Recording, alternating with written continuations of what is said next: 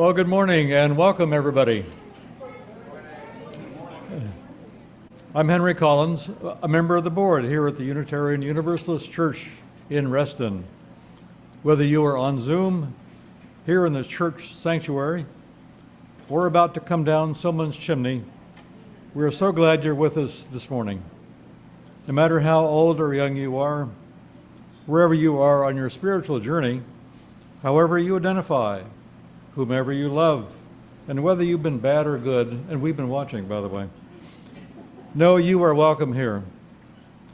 This community of all ages is unique and a valuable gift, so please know that your sounds and movements are welcome here during this intergenerational service and every Sunday. You are indeed welcome to this place, whether you are attending this service in person or online. To our congregants who are present in person, let's take a moment to wave hello to our online participants right up here. All right, thank you. I'm delighted to share a couple of announcements with you. First, I invite you to stick around after the service today for Science Sunday. Stephen Kahn will deliver a talk entitled Switched On, Robert Moog and the Science of Music Synthesis. Also, this is a different topic. Are you involved in reproductive justice, considering actions you might take, or just want to learn more about this important topic?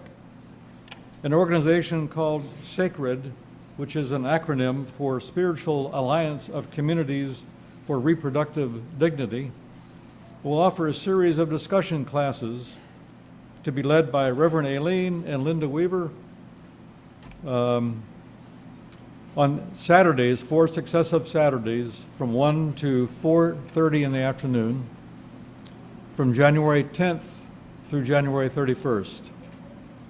Join with others at UUCR to deepen your understanding of reproductive justice, engage with the theological approaches to reproductive justice, and learn practices of healing that strengthen our community organizing. Contact Linda Weaver to register, and they can do that at linda@uureston.org. Okay. One other reminder, just a quick one, that this is the second Sunday of the month. Therefore, the collection will go to our charity of the month, and we'll talk about that a little bit later. But first, we have an update from Reverend Aileen, please.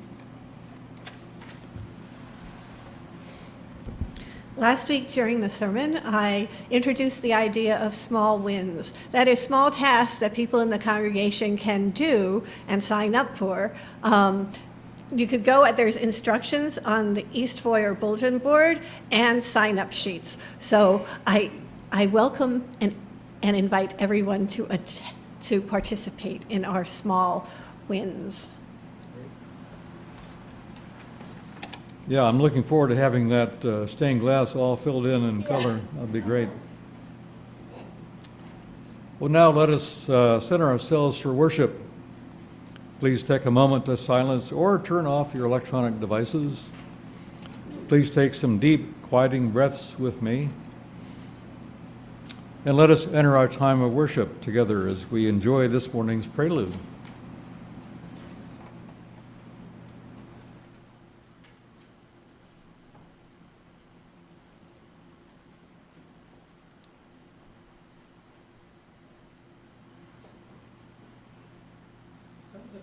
When few people celebrated Christmas.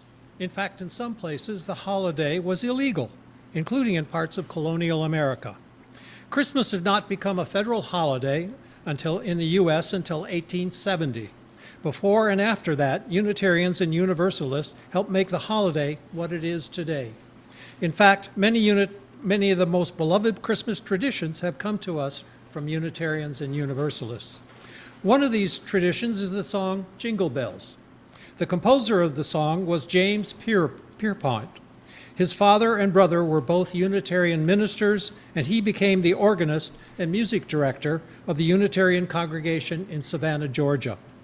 The song was originally called One Horse Open Sleigh, and it was written for Thanksgiving.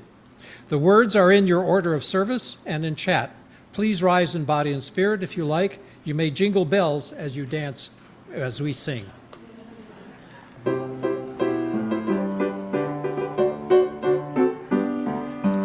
Dashing through the snow in a one-horse open sleigh, o'er the hills we go, laughing all the way. Bells on bobtails ring, making spirits bright. What fun it is to ride and sing in a sleighing song tonight. Oh, jingle bells, jingle all the way. Oh, what fun it is to ride in a one-horse open sleigh. Jingle bells, jingle all the way. Oh, what fun it is to ride in a one-horse open sleigh. How the ground is white, go with while you're young. Take us out tonight and sing this sleighing song. In a bobtail bay, 240 for his speed. Hitch him to an open sleigh and then you'll take the lead. Oh, jingle bells, jingle all the way. Oh, what fun it is to ride in a one-horse open sleigh. Hey, jingle bells, jingle all the way. Oh, what fun it is to ride in a one-horse open sleigh.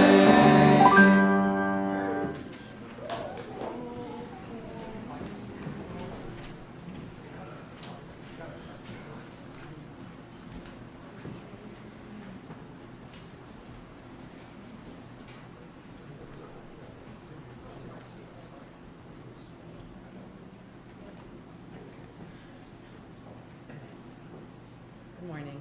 During our service today, we'll hear a classic story written by the great Unitarian writer Charles Dickens.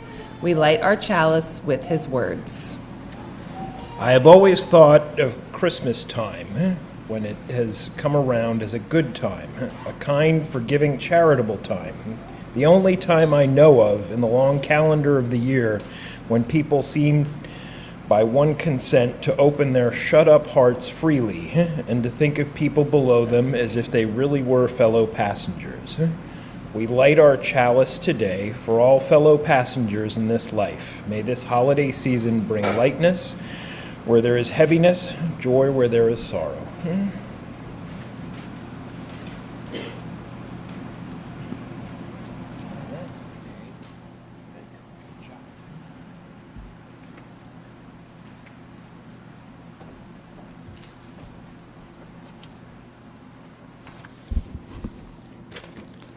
In this congregation, we have a tradition of singing our covenant together each Sunday.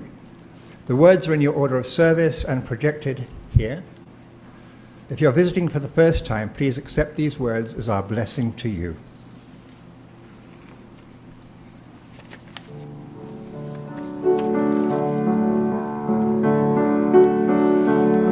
Love is the spirit of this church, and service is its prayer. This is our great covenant, to dwell together in peace, to sing as in love, and to help one another in fellowship.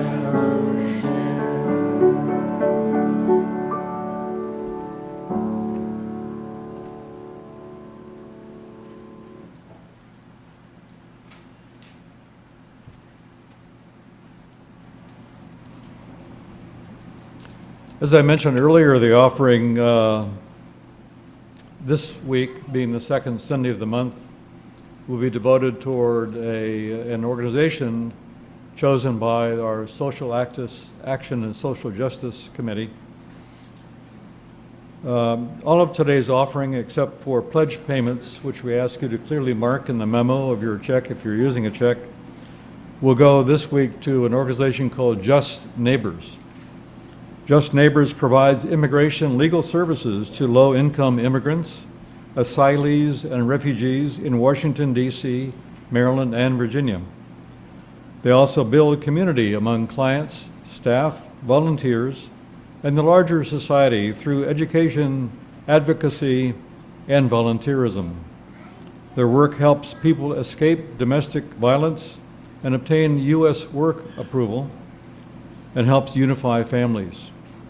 You can make your donation at the link in the chat or on your order of service by entering your donation into the, quote, Charity of the Month donation box in the online form.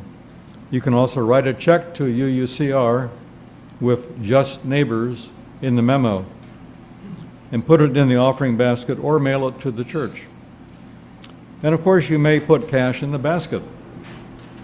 Thank you for your generous support of this important community resource.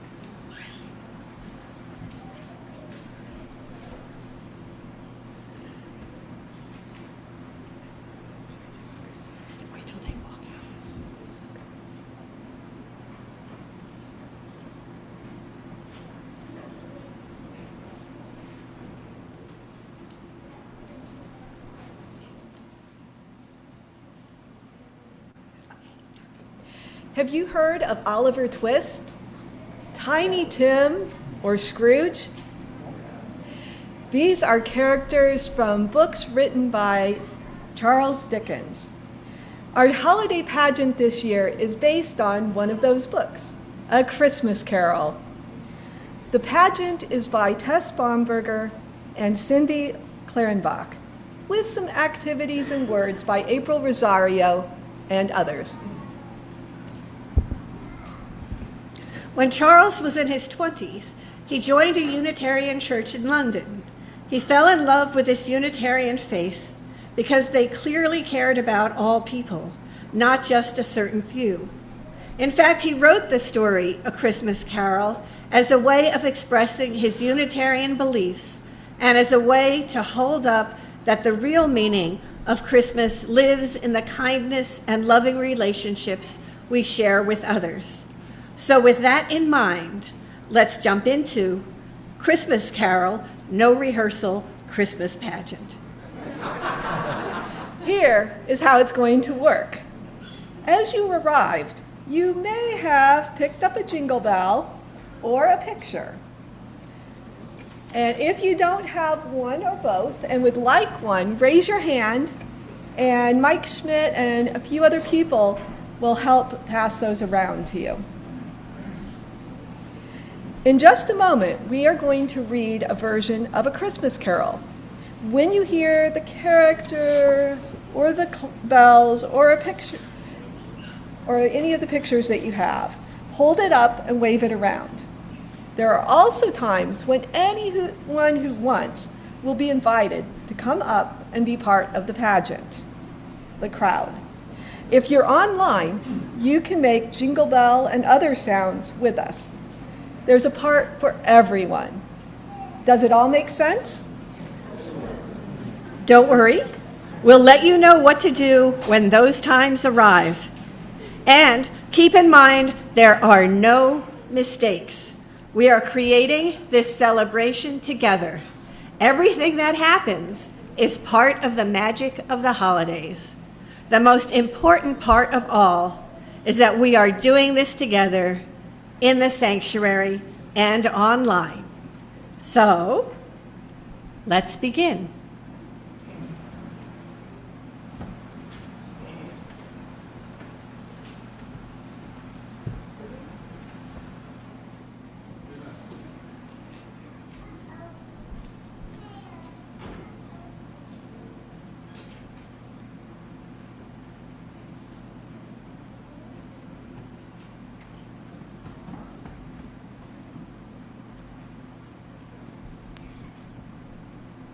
Once upon a time, of all the good days in the year, on Christmas Eve day, old Ebenezer Scrooge sat busy in his money-counting house.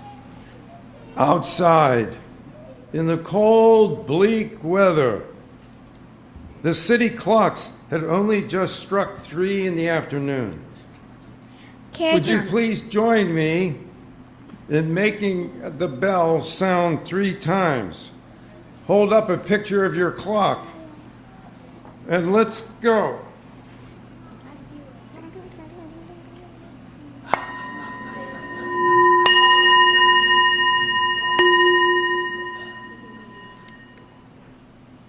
It was quite dark already.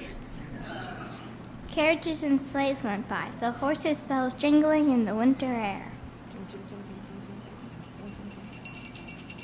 Oh, you got it.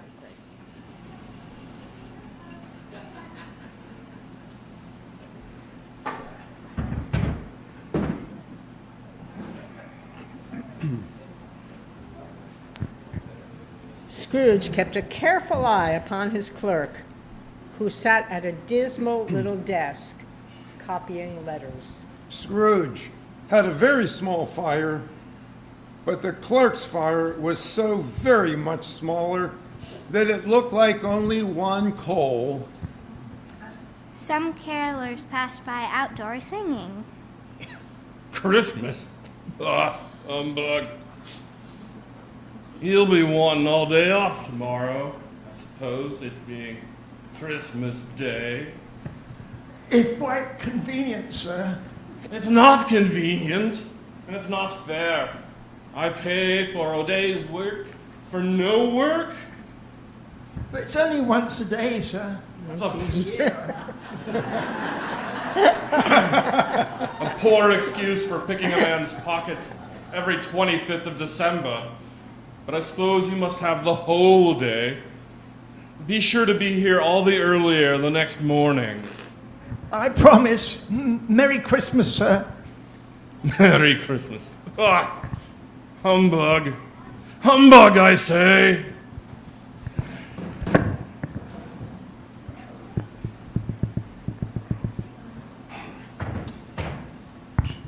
You have to press it. Hold it down. Hold it.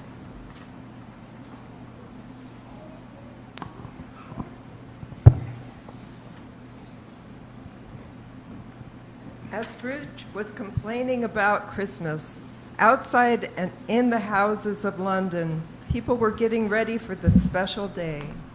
Let us sing an old favorite, Deck the Hall. Please rise in body or spirit and sing verses 1 and 2.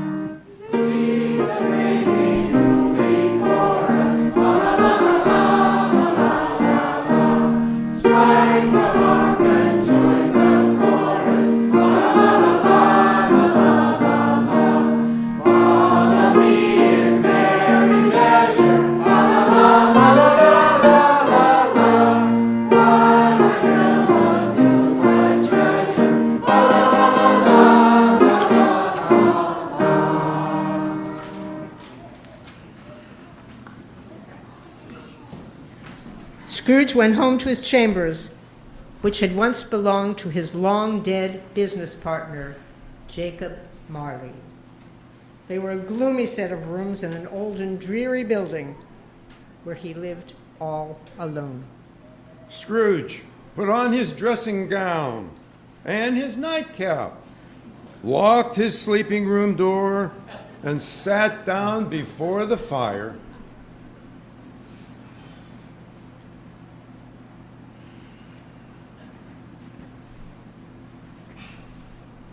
As Scrooge sat there, he heard a clanking noise deep down below, as if some person were dragging a heavy chain in the cellar. He heard the noise coming closer and closer. Well, don't be scared. No one gets hurt in this place.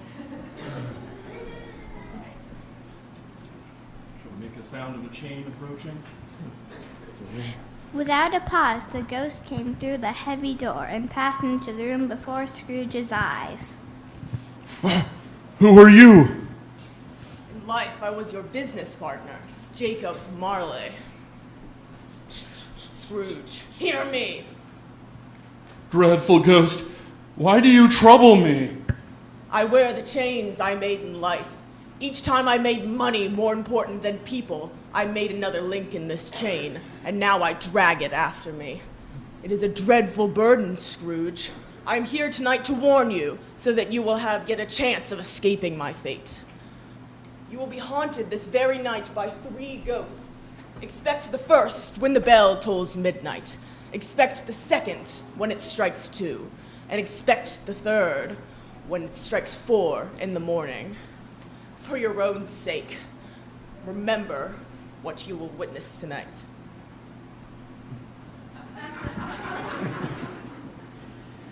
Bah! Scared and tired, Scrooge went straight to bed and fell into a fitful sleep.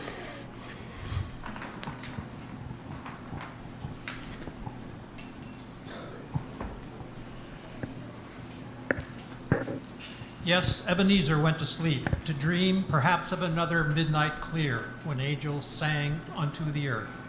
The words of the beloved carol, "It Came Upon a Midnight Clear," were written by the Unitarian minister Edmund Sears in 1849, during a period of darkness in his own life and the world. Let us rise now in body or spirit and sing verses 1 and 2.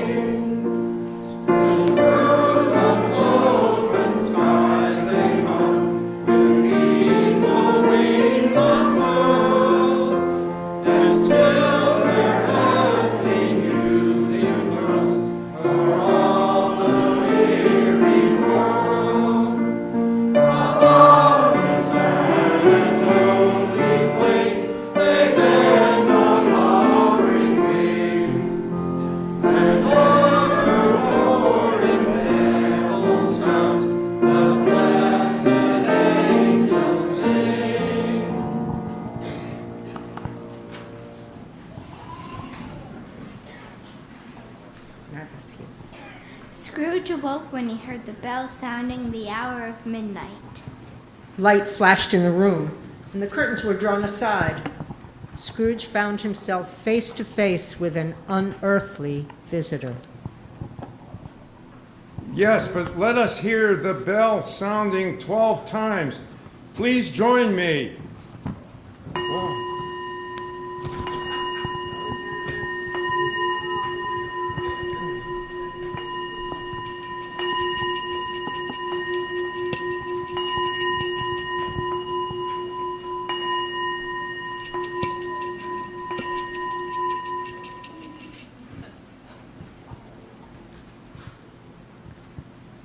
I am the ghost of Christmas past.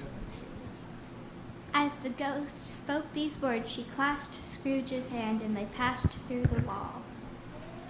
Help us move Scrooge and the ghost to another place. And come up if you want to join in on the party. Come up. Now You're invited.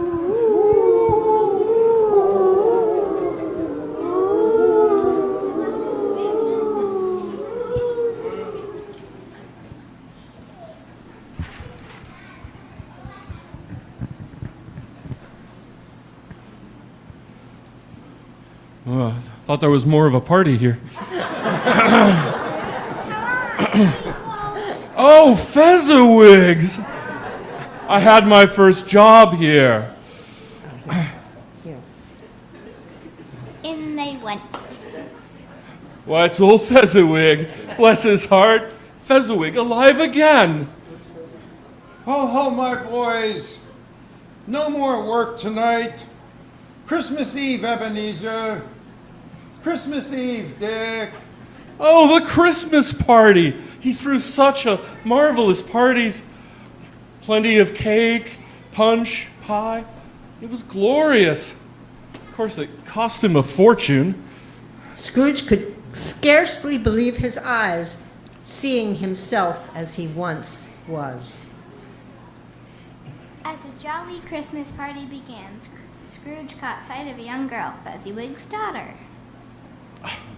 Oh, Belle, as lovely as ever. She always took my breath away. Oh, foolish young man I was to have prized money over that woman. Ghost, remove me from this place. Help us move Scrooge and the ghost to another place as our partygoers return to their seats.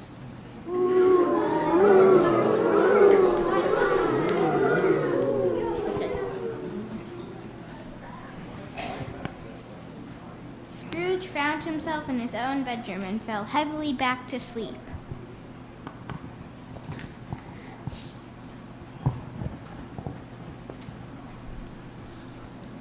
Christmas trees with lit candles became a fixture of Victorian Christmas celebrations. Unitarian minister Reverend Charles Follen is credited with introducing the Christmas tree in the United States. Follen grew up in Germany, where Christmas trees were abundant during the holidays. In 1832, the Reverend Follen, with his wife, held a party in their Lexington, Massachusetts home. Visitors were amazed by their Christmas tree, one of the first seen in the US. News of the Follen's tree spread. As we remember Christmas is past, let us rise in body or spirit and sing, O Christmas Tree.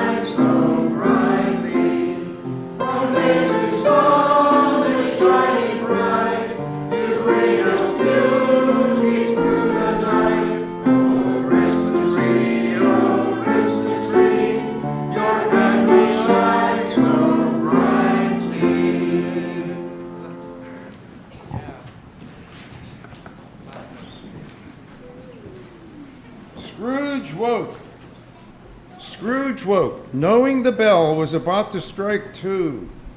Trembling, he watched and waited. Help me, strike the bell twice. Ding. Ding.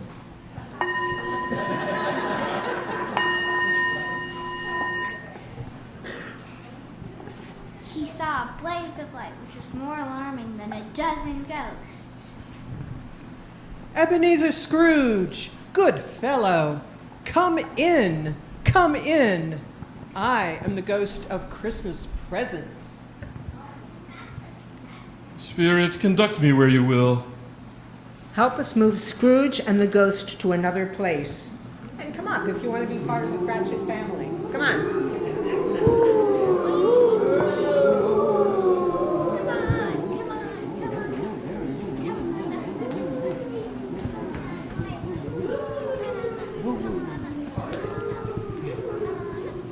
Why, Bob Cratchit.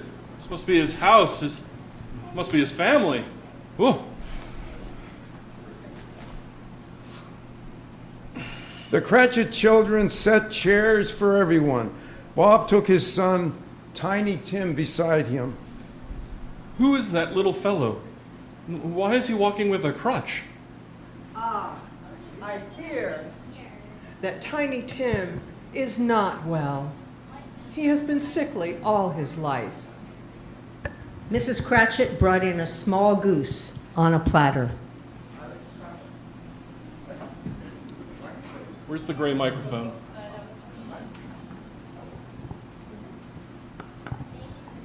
Ah, he has it.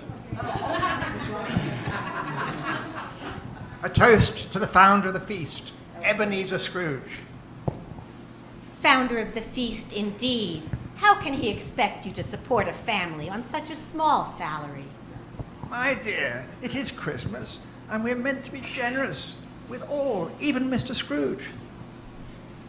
Tiny Tim said, "To Mr. Scrooge, then. God bless him."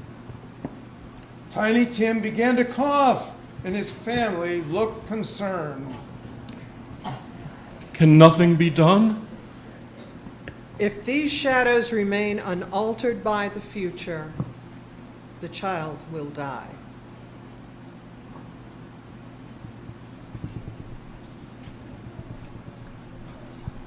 Cratchit, you may return to your seat.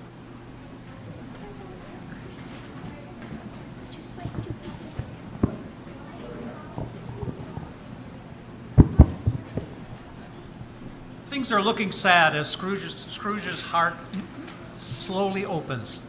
This is a gift of Christmas. Even when things are difficult, we can believe in the message it brings. And what better message is there than Santa Claus? Unitarians and Universalists helped us know more about Santa Claus. Unitarian Clement Moore with his poem, A Visit from St. Nicholas, or 'Twas the Night Before Christmas.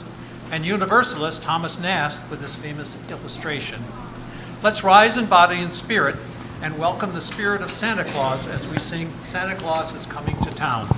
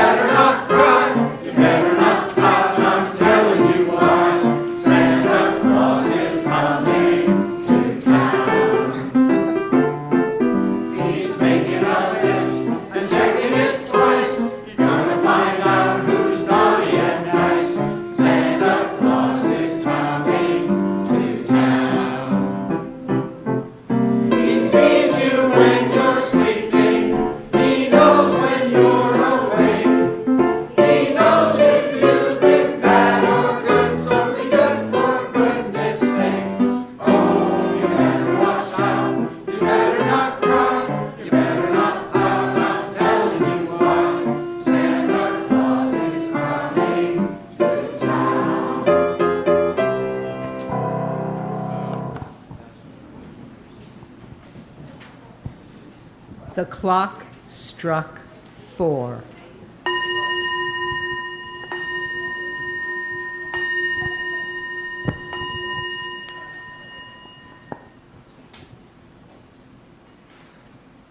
Scrooge lifted his eyes and beheld a solemn phantom coming toward him.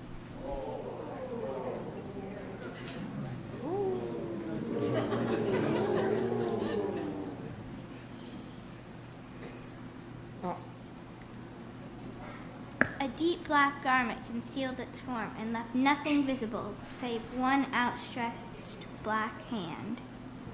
Am I in the presence of the ghost of Christmas yet to come? I fear you more than any other spirit. The ghost answered not, but pointed with its finger. You are about to show me shadows of the things that have not happened, but will happen in time. Is that so, spirit? All right, lead on, lead on. Night is waning fast, and it's precious time to me. I know, lead on, spirits. Scrooge looked to find himself outside the door of Bob Cratchit's house once again. He heard Cratchit crying and saw a lonely crutch leaning against a chair. That's enough, cruel spirit. Is there no hope that Tiny Tim could live?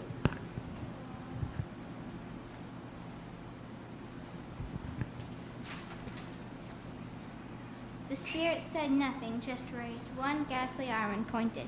The next moment, the spirit and Scrooge stood in the graveyard. The spirit pointed to one of the graves. No, wave our arms.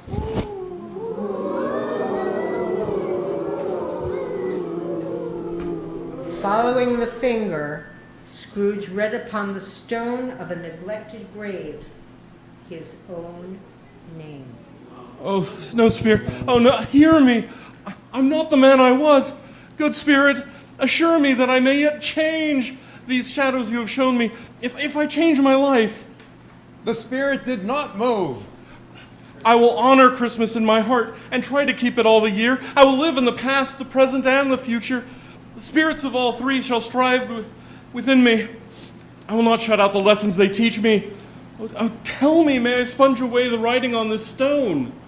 The ghost shrunk, collapsed, and dwindled down into a bedpost. Oh, Jacob Marley, thank you for warning me. Thank you for giving me another chance. Running to the window, he opened it, put out his head, and felt clear, bright, jovial, stirring, cold. Church bells rang. Ding, ding, ding, ding, ding, ding, ding, ding. Hey there, what's today?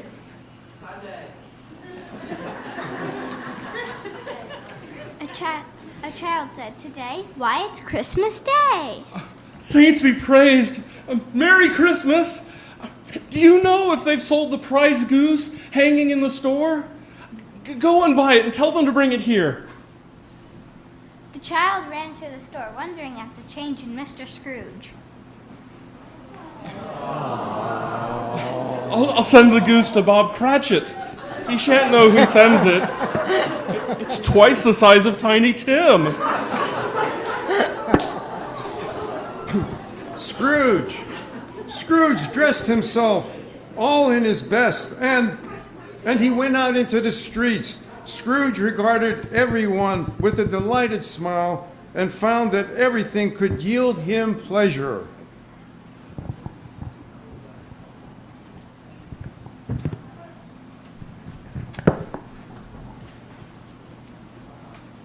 Soon we will conclude our play, but first let us rise and sing together, I Heard the Bells on Christmas Day. The words were written by Unitarian Henry Wadsworth Longfellow as he looked for hope during the Civil War.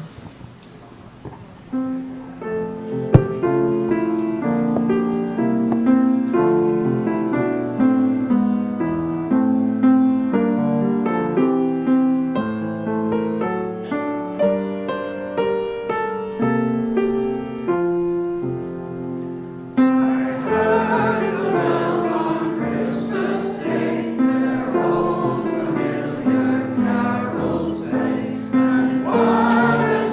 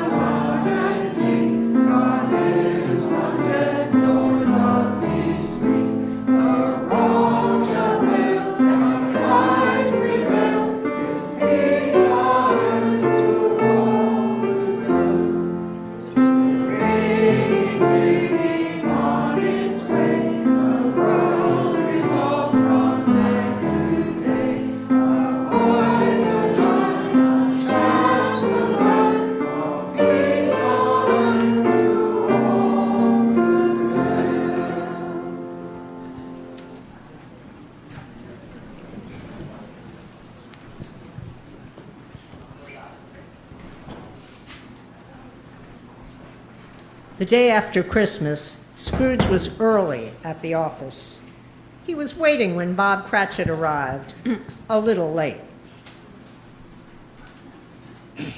Don't forget your stool.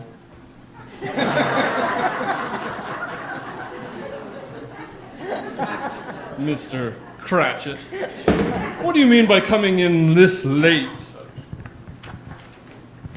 I'm very sorry, sir. It won't happen again. Bob Cratchit, I cannot stand this any longer. Therefore, I'm going to raise your salary.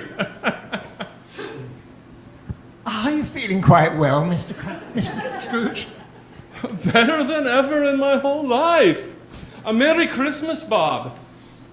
And may it be a merrier Christmas, my good fellow, than I have given you for many a year.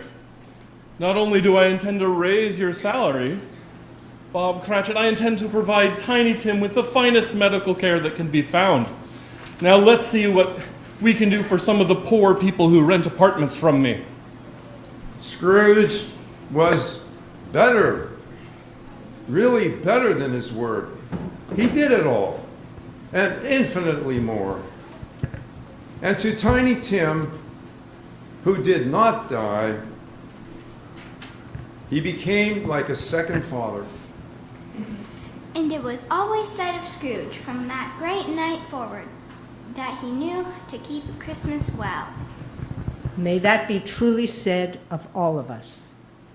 And so, as Tiny Tim observed, join me and all of us in saying, God bless us, everyone. Ready? God bless us, everyone.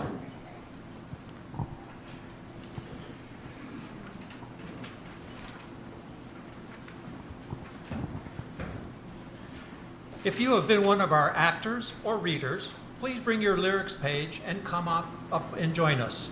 Anyone else who would like to help lead the final carol, please come up with your lyrics page.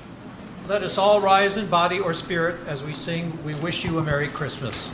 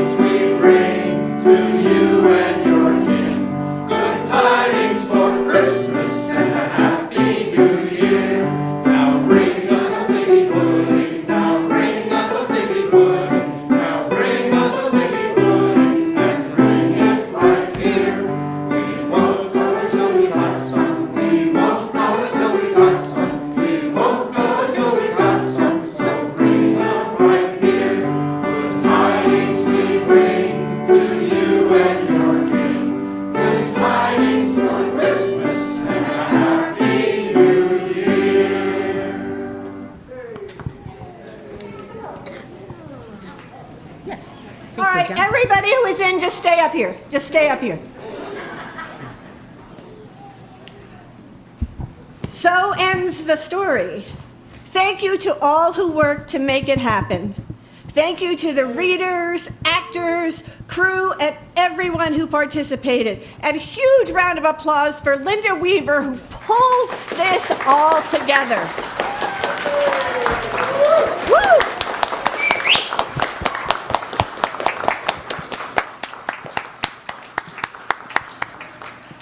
You may now return to your seats.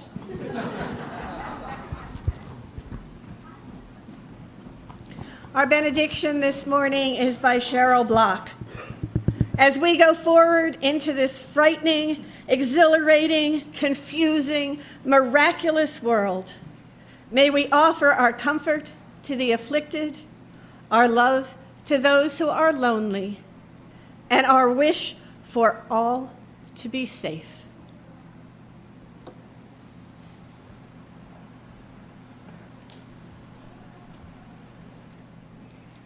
Grace, will you come up and help me, please?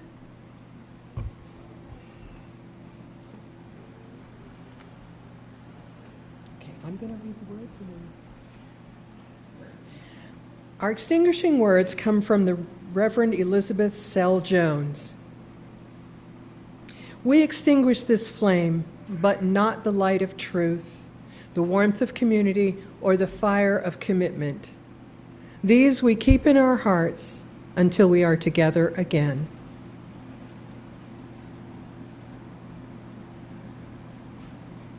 Thank you.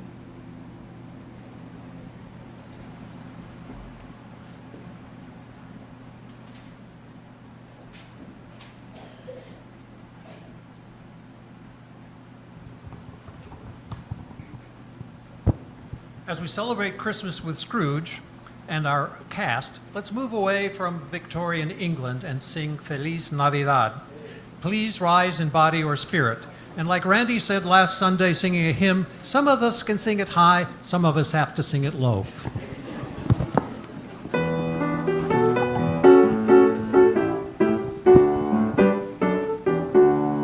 Feliz Navidad. Feliz Navidad. Feliz Navidad.